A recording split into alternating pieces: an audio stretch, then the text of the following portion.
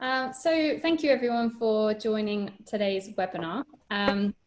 If you were here last week, then it's really nice to see you again. And if you weren't, then yeah, it's great to have you today, and hopefully you can continue joining us over the coming weeks. So last week we talked a lot about video walkthroughs and how to create those on MoveBubble. And today we're essentially going to look at the next stage in the journey, which is a renter's seen your amazing video walkthrough that you created, and they would like to rent that home. So when a renter rents a home on MoveBubble, we're doing some really cool verification in the background there, just to help you guys understand their affordability and whether they're right for the property. So let me talk you through a little bit about how the journey works on MoveBubble. So you get an alert, you've got a new offer coming in, and you'll see some information about that offer in your app. And I think you can correct me if I'm wrong, and feel free to jump in if I'm wrong, but I think there's some key questions that we're thinking about when we get a new offer from a renter. So can this renter comfortably afford to rent this home? I think is a big question. We want to be clear that they can definitely afford it. Are they reliable and trustworthy? So have they got a good track record at managing their finances? Can I rely on them to pay the rent? And finally, are they who they say they are? So we don't want any scams going on there. We don't want to rent to somebody who is not really who they say they are, because there's only going to be trouble down the line there. So what we're doing is we're looking at technology called open banking, which you may or may not have heard of. And open banking is essentially just a secure way for a renter or a consumer to give access to their financial information, but in a very secure way, with no specific actual identifiable details being shared, but looking at the trends in the data in order to show you that they can comfortably afford the rent. So how does it all work? So this is what I want to go through today, and make sure that everybody's got a good understanding of how it works and how we're using that data in order to help you guys understand if that renter is right for the property. So just a quick introduction to open banking and what that means for you guys.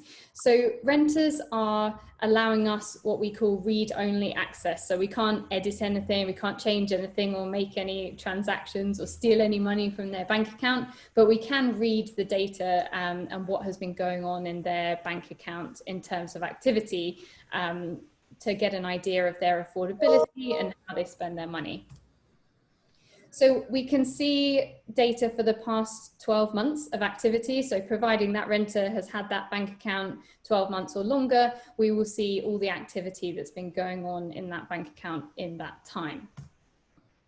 So what we do is we use quite advanced AI-driven categorization in order to look at these transactions and understand exactly what they're for, what they are, and who they're being paid to, whether they're regular or not. Essentially, just use that categorization to present that information back to you in a user-friendly way. So yes, we take this data and we create a really easy to understand report for you guys, so that you can have a quick scan through and very quickly understand if that renter is right for the home. So things that you'll be able to see in the open banking report is the renter's verified income. So any sources of recurring income, which is coming in every month or every other month or twice a month sometimes.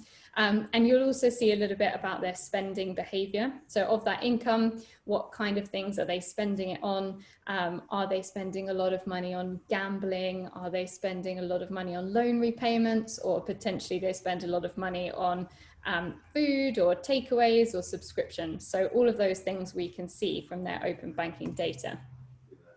And what we do is provide this information back to you on a per renter basis. So instead of kind of taking 2, 3, 4 renters that may be moving together and just giving you one report, you can see the individual report for each renter. So you can start to understand that maybe one of the renters is taking the majority of the share of the rent, and they can maybe afford to pay 80% of the rent, and then you've got another renter who will also be contributing towards the rent, but can maybe only afford, say, 20% share of the rent.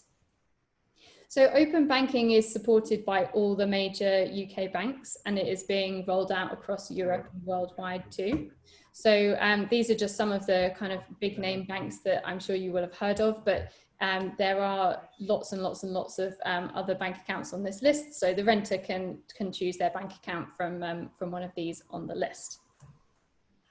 So in terms of the key benefits of open banking and why we thought this was a great solution in understanding renter affordability, firstly, it gives you complete transparency about the renter's actual affordability for the home. So I think today you can look at their income, you can get pay slips, and you can see how much is coming into their account. But often what you can't see is what are they spending on, and are they overspending every month? Are they always overdrawn every month? Are they transferring money elsewhere every month? Are there any red flags? And what open banking does is it gives us full transparency on all of these transactions, and it enables us to look at both the income and the outgoings. It's super easy and it's super fast to use. So I'm going to do a live demo, as we always do in these webinars, and I'm going to cross my fingers that everything goes really well. But it is super easy for the renters. It takes them probably a maximum of 60 seconds to connect their bank account. So it enables you really to get that.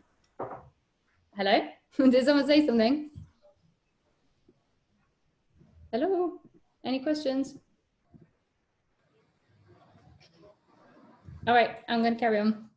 But do shout if you have questions, or you can also send them in the chat if that's helpful. So in terms of the renter flow, the renter can connect their bank account in under 60 seconds. So once you get that offer coming through, you can essentially see if that renter is reliable and can afford the rent in just a matter of minutes. So you don't have to wait days and days for referencing to come back. You can get that really good view of their affordability quite early on. And lastly, it can give you complete confidence when you're looking at accepting a deal on MoveBubble. So I know if a deal comes in, you may think, I need to ask the renter lots of questions, like, can they afford it? Is it going to be okay? But once you can see that open banking report, and I'm sure once we finish this webinar today, you'll see that it gives you a very quick overview. So you're able to very quickly understand, yeah, I think that renter would be great for my property, or no, they wouldn't be right for my property at all. So let's have a look at how this fits into the renter's journey. So on MoveBubble, renters come into the app and they watch often the latest walkthroughs, but they're trying to find a walkthrough of a property that is right for them, that matches their budget and their areas and what they're looking for. So once they've found something they like, they're going to watch the walkthrough, and then they're going to go ahead and make a reservation. And during the reservation process, they can tap on the button at the bottom there in the middle, which says affordability check, and go through and connect their bank account. So once they've connected their bank account, everything's good to go, and you've got all their information in order to get that offer accepted. So that's kind of how the renter flow works. And in terms of the open banking flow, more specifically, once the renter decides to connect with their bank, they're going to be taken out to a screen where they can scroll through a list of the banks that are supported. They select that bank, and then it takes them straight through to their mobile banking app. So I don't know if you guys use mobile banking, but often you can log in with your Face ID, or you can log in with your fingerprint or your password. So the renter will just go through, log in with their Face ID, for example, and then tick a box to say, yes, I'm happy to share my data so that I can rent this property. So we get that data, we do a bit of analysis on that, and within sort of 2 to 3 minutes, that report is generated and you can see it in your MoveBubble partner app. It's live demo time. So I'm going to switch this if I can. Okay. Great. So can you see my phone screen on the screen? If someone could say yes, that would be great. Yeah. Cool, thank you. So what we're looking at here is the MoveBubble app for renters. So we call it the search app. So this renter has done a search and they've got a list of properties here that they might want to look at. So I'm going to open the first property here in the list. Great, so just bear with it because sometimes the screen sharing can be a little bit slow. So once the renters had a look through this property, they decide they like it, they're going to go through and tap on check availability. And I'm going to select this home at the top, which is on the 11th floor and is £1,700 per month. So I can see that this home isn't available for a while, but it is available in December. So I'm going to go for Friday the 4th. I'm going to select just a standard 12-month contract and then just review the details here. I'm going to pay with Apple Pay and off we go. Just confirm my reservation and put forward my offer to the partner. So it looks like that's all gone through, which is great. And now I can go to the chat and I can have a chat with the partner and ask them any questions I might have. So if it was a furnished property, I might ask exactly which furniture is included. I might have some questions about the move day or which fees are payable. So I can do all of that in the chat here. So let's say hey to the agent. Great. And also if I'm moving with somebody else, I may want to go ahead and invite my partner or my friends or my family member into the chat. So you'll see this button on the left here with the little face and the plus button. So if I tap on that, I can share this chat essentially with anybody else in my phone book. So I could share it on WhatsApp or Messenger or whatever that might be and invite that person into the chat so we can collaborate. The great thing about this is that both people or all of the people that are moving can do the affordability report. So you can see the details for everybody. So you can see on my to-do list, it's prompting me to add my partner. And then the next thing on my to-do list is the affordability check. So I can just go ahead and tap on that. So this is the screen that I think we saw a minute ago. And off I'm going to go and connect with my bank. Here goes the live demo craziness.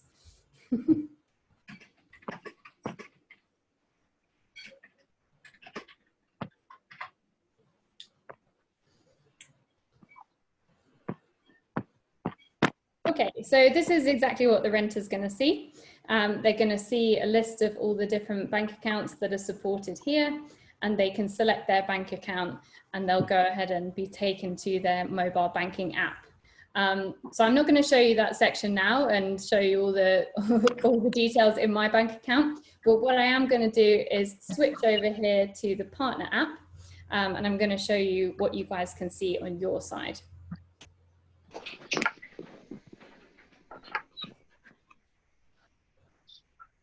So here's one I made earlier.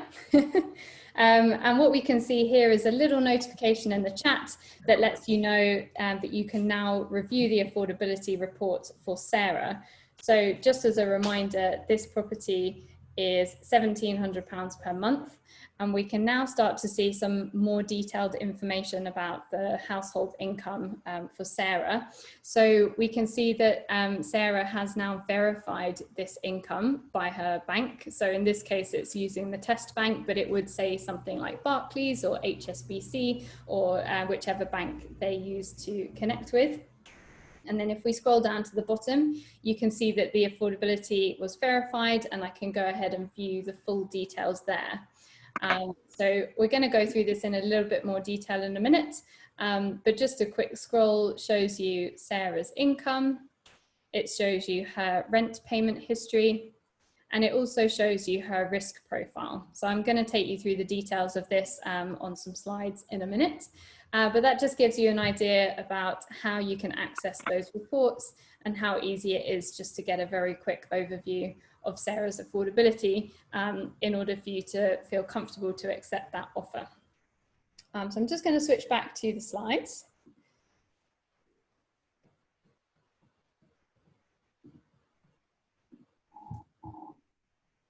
Okay. So let's talk a little bit more about how this data translates across into the affordability report. So I did promise that we would look at these in more detail. So here we go. So this is a report from another renter. And what you can see at the top here is this renter's actual monthly income. So this is how much money they're actually receiving into their account each month in total. And then you can see there that it's been verified by the renter's bank account that they connected. What we're seeing here on this first card is the primary source of income. So this is their biggest main source of income. So if they're employed, for example, that's probably going to show up first here. Or maybe if they're self-employed, that income will show up here too. And now what we can see is some scoring on the income. So let me just move this chat out the way. Great. So what we're looking at this score for is to understand if the amount that the renter is being paid is similar each month. So for example, if the renter is employed and they're being paid the same amount every month, they've maybe not had any pay decreases or pay increases in the last 12 months, then this score is going to be really high.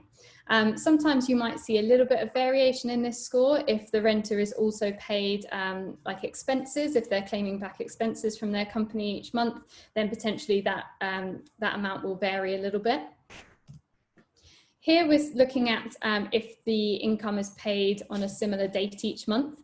So if if the renter in this report is paid on the 25th of every month, and that's come in regularly over the last 12 months, then that score is going to be very high. Again, you may see a little bit of a reduction in this score if, for example, the employer pays on, say, the last Friday of every month, because those dates would vary a little bit. So it would be a little bit less easy to predict exactly when that renter was going to be paid next. And finally, this score is looking at how many months out of the past 12 months has the renter been receiving this income. So if this was only 2 months, for example, you could think that maybe this renter is still on probation. They've started a new role. So it may be something that you want to discuss with the renter. But if you've got 4+ months on this score, then you can probably assume that the renter is out of their probation period and they're in a relatively secure job with income coming in each month. And finally, we've got a little affordability indicator here. So we do a little calculation based on their total income and based on the rental amount, and we give you an idea of what percentage of the rent that renter can afford. So in this case, the renter can afford 62% of the rent comfortably. So we'd be looking for this renter to be moving with another renter who had a relatively high affordability percentage as well, just to bring that up to 100% and make sure that you guys are comfortable that the renters combined can afford the rent. Any questions on that? Okay. Let's move on to the next part of the report. So this one is pretty self-explanatory. So we can see that this renter has been paying about £1,300 a month rent for the past 12 months. They've been paying that consistently and on sort of relatively consistent dates, which is great to see. So what happens here is our categorization engine essentially can identify rent payments in the renter's account. So if we can identify those rent payments, then we'll be listing them here for you to see that the renter has been paying rent at a different property. You'll see everything that's happened in the past 12 months. So you'll see initially a preview of just 3 rent payments, and then you can drop that list down and look at all the payments. And I think this amount gives you a good indication of what that renter can comfortably afford on the rent. So we can see how much they're being paid, and now we can see how much they've been paying out on the rent.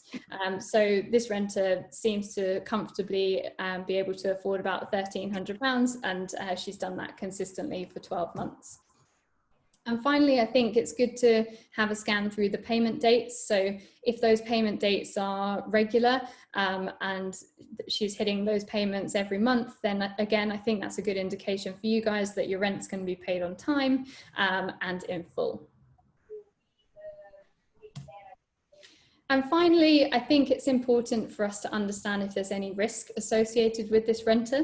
So there are 7 risk indicators that we look for in the data of this renter's bank account. So we're looking for if they're paying a lot of money out on loan repayments each month. So again, this is what we talked about a little bit in the beginning. it's really interesting to see how much money is coming into the account every month, but what about those commitments of what the renter is actually paying out every month? So if they're paying a high percentage of their income back out on loan repayments, then again, that puts your rent payments at risk potentially. We can also see if they've taken out any payday loans. So in this report, the renter hasn't taken out any payday loans. We call them high cost short-term lender relationships. But if they had taken some payday loans out, you may have an indication that that renter is coming into or has recently come into some financial difficulty. You can also look at DMP or IVA relationships. So are there any debt management plans in place where the renter again is needing to pay back a debt that they owe to somebody else? And we can look at those debt collection agency relationships too. So what this report will tell you is if they have any debt collection agency relationships, and if they do, how many do they have?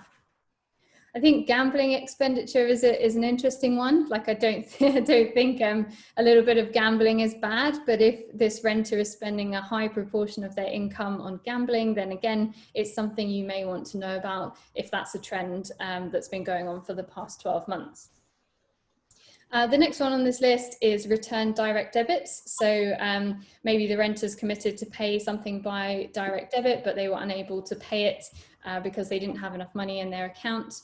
So that would class as a return direct debit. And what we'll be doing is telling you how many return direct debits they've had in the past 12 months. So if it's only a couple, it's probably nothing to worry about. If it's every month and it's happening on multiple direct debits, then again, potentially a red flag for you.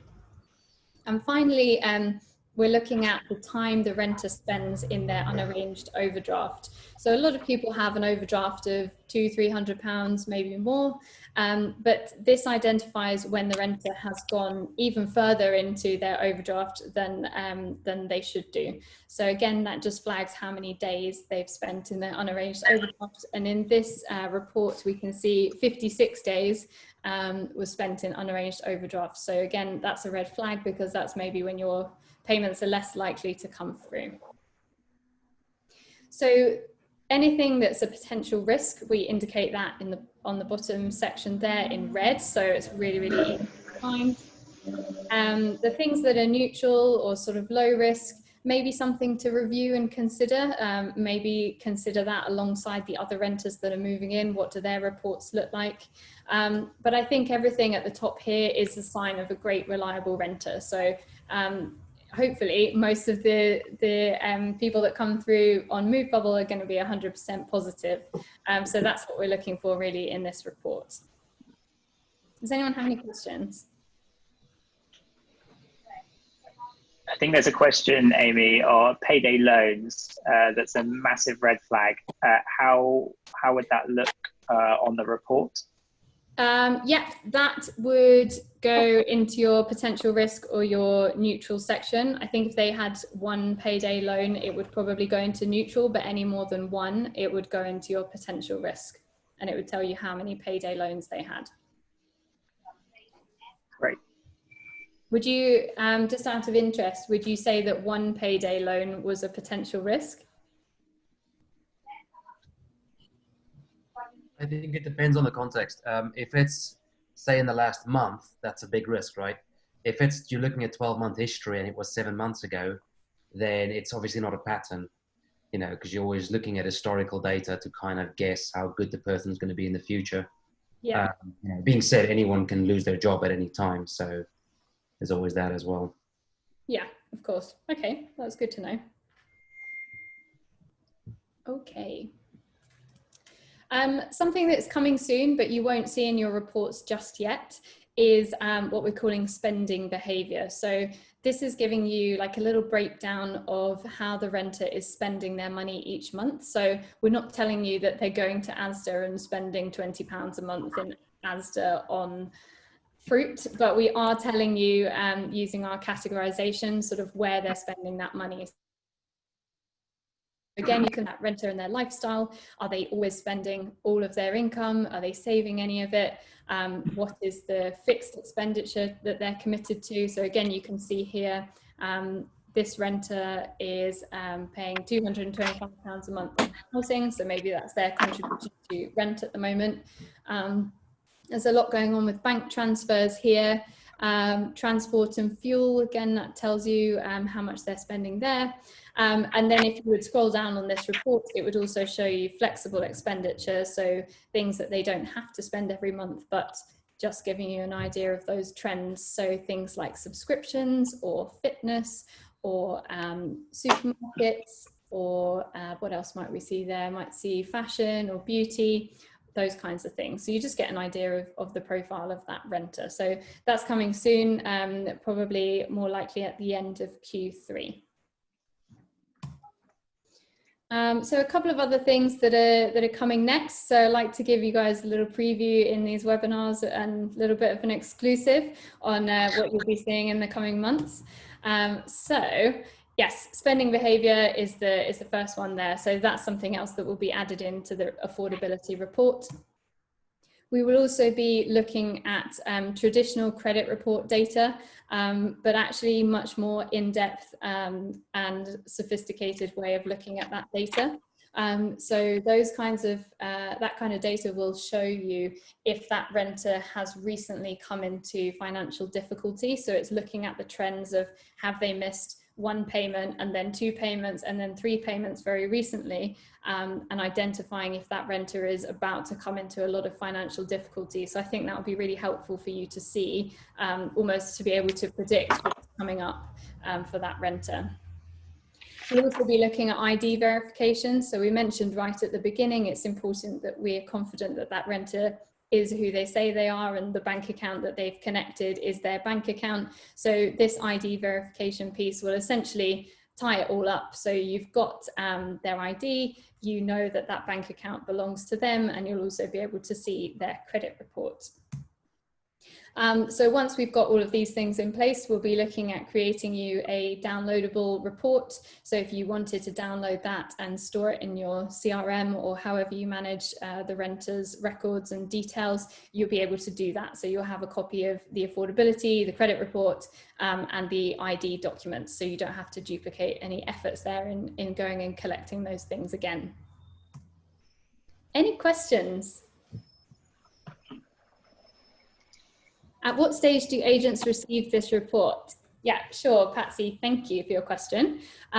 So as soon as the renter has put through their offer in the app and they've paid their £49, they can then go straight through and do the affordability report. So it takes them maybe about 60 seconds from start to finish, and then maybe just 2 to 3 minutes to analyze the data. So in theory, if the renter's going for it and getting on with it, which is what we've been seeing on the offers in the last couple of weeks, then essentially you've probably got this information ready in your app about 5 minutes after you get the offer in.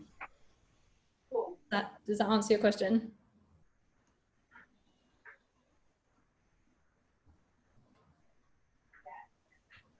Yeah.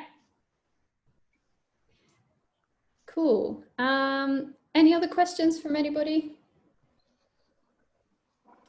If credit rating is not so good, are you still putting forward the offer? Yes, so that's a great question actually. So MoveBubble's approach to this verification is not to make any judgment for you on your behalf or kind of hide any renters from you. What we're doing is we're analysing the data and we're presenting it to you so you guys are able to make a decision. Because I know that all companies work a little bit differently. Some people may accept a guarantor if the renter's credit rating was not that good, or if their affordability was not up to scratch. I know that some companies may accept a guarantor in that circumstance.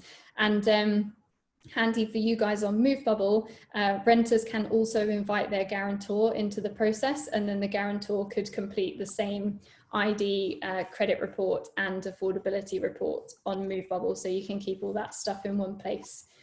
So yes, we don't make any judgments for you. We let you guys do that part and decide exactly who you want to rent to. But yes, we just try and present the data in a helpful way that's easy to understand. Are you going to add right to rent checks? I think right to rent check is an interesting one. We have looked into it. We don't know whether the government are going to continue to allow right to rent checks to be done online. So until we get clarification on that, it probably isn't right to build all that and then they take that away. But I know that some people are doing right to rent checks online at the moment, and that's fine and that's acceptable. So hopefully the government will move forward with this, and we can continue doing that, in which case, yes, we could add it into the product. If you have a foreign applicant who has only 5 months bank history, what does that look like? Yeah, we'll show you all of the history that we can see. So any data that we can see in those past 12 months, we'll do the aggregation there and we'll add that.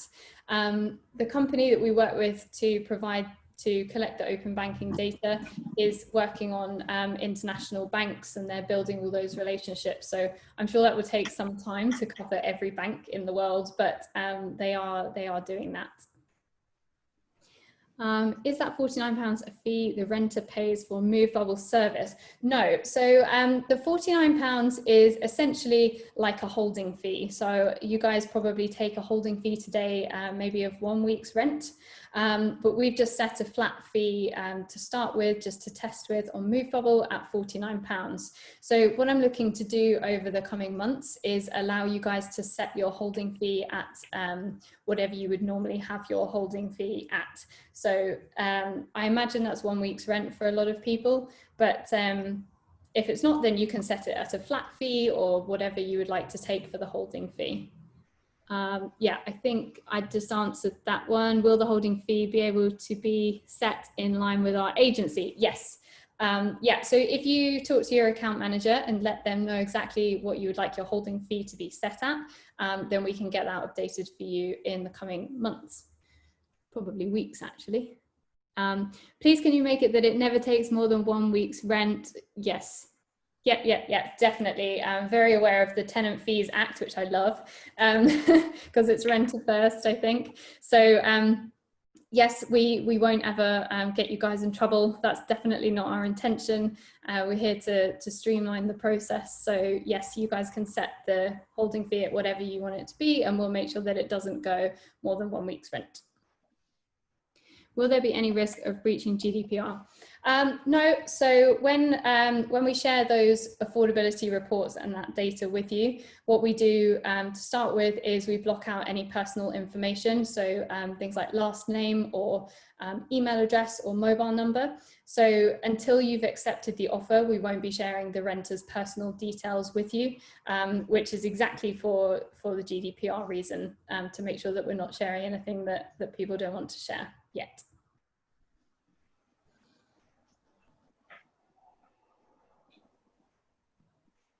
You're welcome, Patsy.